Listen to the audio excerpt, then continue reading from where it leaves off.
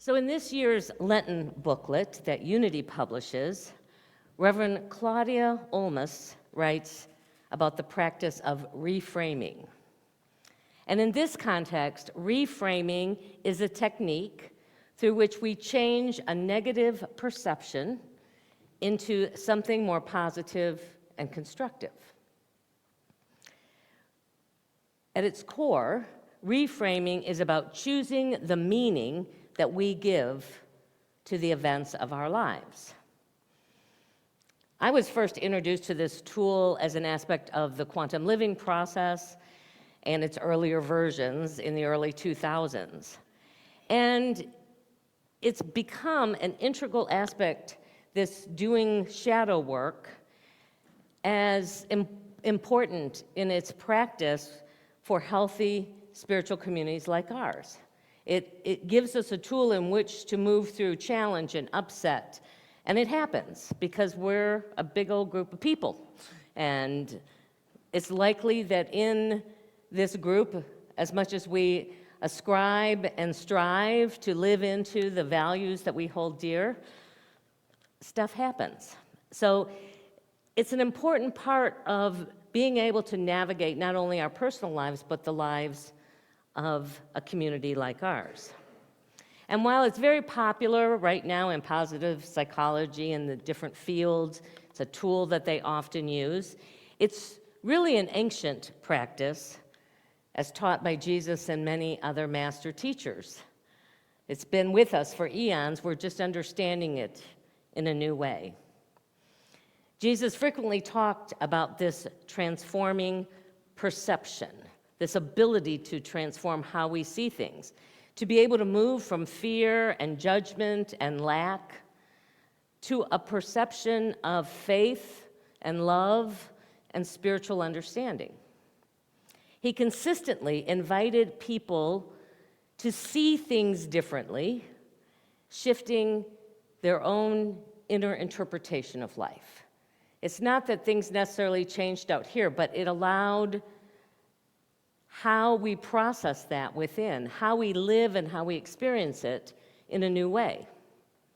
In Matthew 6:22, he teaches, the eye is the lamp of the body. And if your eye is healthy, your whole body will be filled with light. So metaphysically, this idea of the single eye represents clear, positive, spiritual perception. So another way to say this might be when we look at life through faith and spiritual awareness, everything becomes illuminated in truth. Change how you see something, and your whole experience of it changes. Have you ever had the ability to do that, to shift, and all of a sudden you could perceive what was happening from a different perspective? Sometimes it happens in hindsight. You know, it takes us a while. And then we can look back and go, oh, I can see what that person was going through or what I was going through that colored the lens of how I understood what was happening. Jesus talks about shifting our awareness away from worry, about scarcity, and even life itself. A few verses later when he says this, consider the lilies of the field, how they grow. They neither toil nor spin, and yet Solomon, in all its glory, was not arrayed like one of these. And a little later he says, so do not worry about tomorrow. Let tomorrow worry about itself. Living faithfully is a large enough task for today. He invites people to shift from anxiety to trusting in divine provision. Boy, my mouth is not working this morning.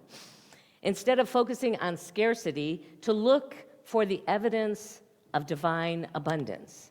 And if we look for it, we'll discover it's there. We've just sort of had our blinders on, solely focused on what we perceive not to be working, not to be right. This practice of reframing invites us to use the power of imagination to create a new frame of reference and open ourselves to the possibility this challenge might present. It asks us to see from the highest, most optimistic and constructive perspective. So think about this. More than likely, all of you have had a time when a loved one, whether that was a partner or a child or a dear friend, was late getting home or to your place from work. You're expecting them at a certain time, and now an hour has gone by. The longer that you have to wait, the more stories that your mind begins to spin. And typically, they're not really positive stories. They're like the worst case stories that you could think of. Oh, they must be having an affair. They've been in an accident or lying on the, in the ditch somewhere on the road. Or they've just decided to leave you, they don't like you anymore, and they're not going to show up at all. And it seems a little silly, but it's amazing. I can attest, I can create some doozies when I'm really in that space of worry and anxiety. And what reframing asks us to do is, as you notice this, as you see yourself creating many different possibilities without having really any factual reference, try to see it from that optimistic, constructive, positive perspective. They're in the boss's office getting a promotion. That must be why they're late. Or they're meeting friends to plan a surprise birthday party for you, and they're trying to keep it a secret. Or they stopped to pick up a delicious dinner, and the restaurant was just very busy where they were waiting to get it. I mean, think about this. As long as you're imagining scenarios, and you will, you might as well pick ones that you like. At least until you have more actual information. Try it.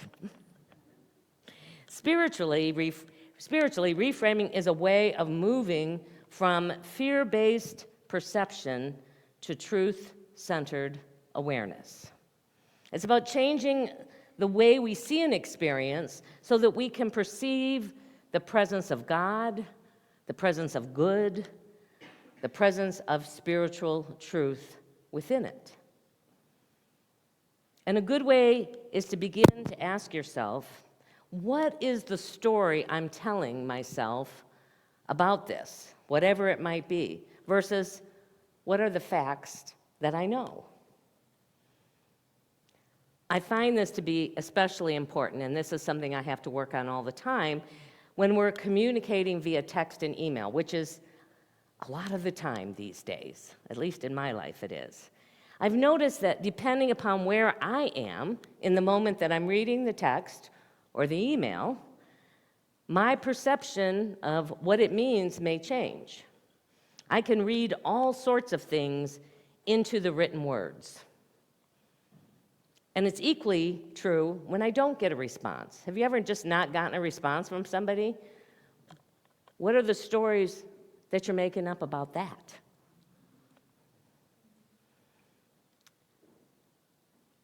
And it is true that some events are difficult. They're factually difficult, they're emotionally difficult, they are physically difficult. That's part of our human experience. You lose your job, somebody dies, you're faced with a health challenge or a conflict in a relationship that seems impossible to repair. In those circumstances, it's important, first of all, to acknowledge it honestly. We don't want to just positive our way out of it. We have to acknowledge this is hard. This is difficult. It's uncomfortable. It's challenging me in ways that I am not choosing to be challenged, but then here it is. We have to be present with whatever the feelings are, and then, it's the and then, as soon as you can, when you can, to spend time to seek a deeper spiritual truth about it. Some good questions to ask might be, what is trying to emerge here? How might this serve my growth? And you got to get through the worst of it before you can start, because most of the time, if you're right smack in the middle, deep into whatever emotional challenge is happening, it's difficult. It's like there's no spiritual truth here. There's no growth here. I didn't ask for this. So when you can get to that place, just in your own quiet mind, ask and just be open to hear. Or here's one that you can use no matter what's going. Where's God in this moment? We say that God's, just as Jeff started the service, everywhere present, divine good, divine love. But when we're in the middle of a challenge, sometimes we forget that God's in that moment too.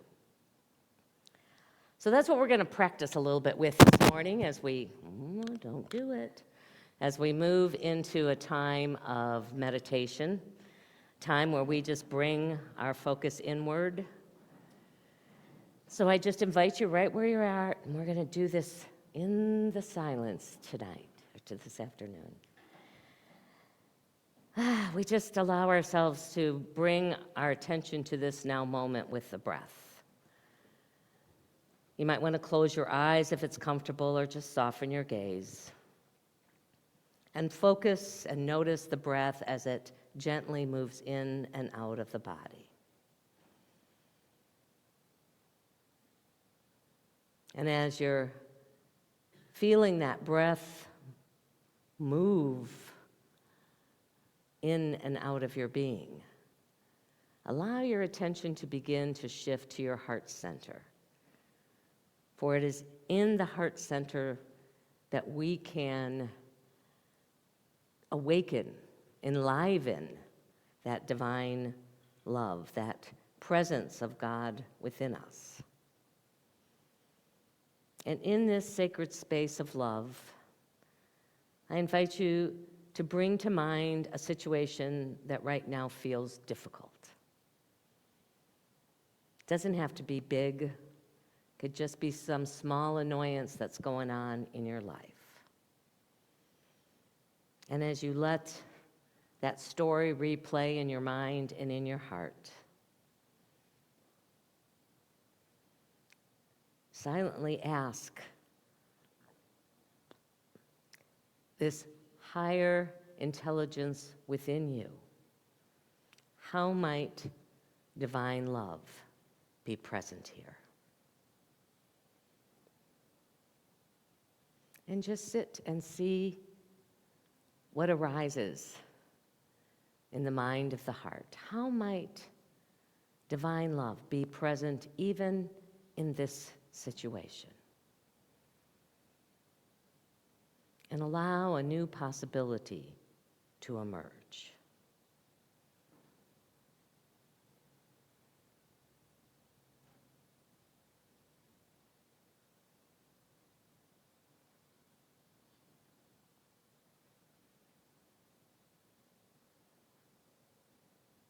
Take some time in this quietness to affirm silently, I choose to see through the eyes of spirit.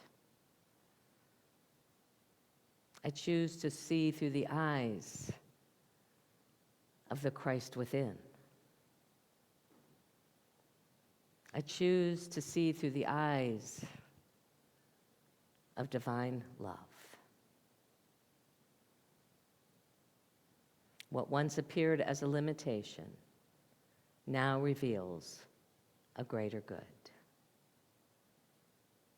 And we just rest in that awareness for a few moments.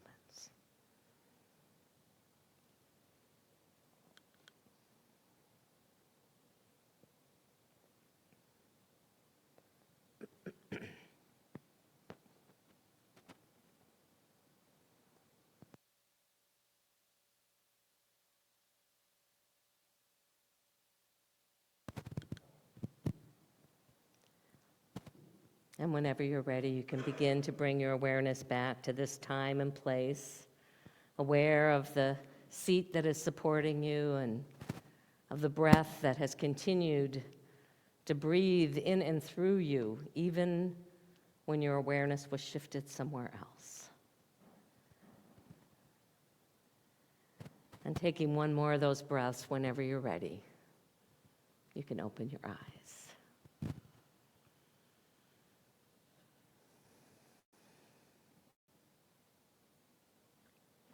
So, in the end, reframing is really more than a mental technique. It is a spiritual practice. It is the invitation each time to train ourselves to see through the eyes of the divine within us. And when we shift our perspective, we move from reacting to whatever's appearing to recognizing the deeper activity of spirit that's unfolding right now in our own lives. Like Jesus, who continually saw beyond limitation to divine possibility, we are each invited to look again at our circumstances, but to look at them through the lens of faith and of spiritual understanding. Through reframing, what once appeared to be as an obstacle can become an opportunity. What seemed like a loss can reveal new life. And what felt like darkness can become the very place where the light of God is revealed. When we change the frame, we discover that there's always been a rainbow hanging over our heads. Let there be peace on earth, and let it begin with me. Let there be peace on earth, the peace that was meant to be, with God as our Father, family all are we. Let me walk with my family in perfect harmony. Let peace begin with me. Let this be the moment now. With every step I take, let this be my joyous vow. To take each moment and live each moment in peace eternally. Let there be peace on earth, and let it begin with me.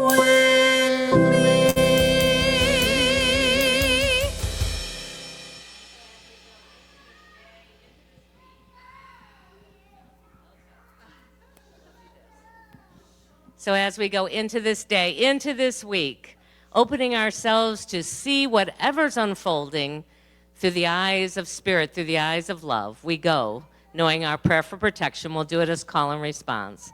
The light of God surrounds us. I am the light of God. The love of God enfolds us. I am the love of God. The power of God protects us. I am the power of God. The presence of God watches over us. I am the presence of God. Wherever we are, God is, and all is well.